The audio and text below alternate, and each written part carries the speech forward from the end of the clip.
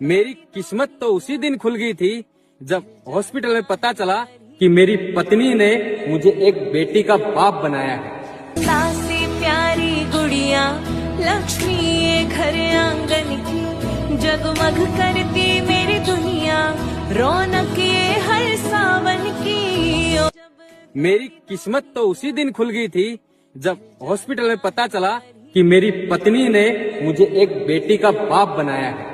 सासी प्यारी गुड़िया लक्ष्मी ये घर आंगन की, जगमग करती मेरी दुनिया, रौनक ये हर सावन की। मेरी किस्मत तो उसी दिन खुल गई थी जब हॉस्पिटल में पता चला कि मेरी पत्नी ने मुझे एक बेटी का बाप बनाया है। सासी प्यारी गुड़िया लक्ष्मी ये घर आंगन की, जगमग करती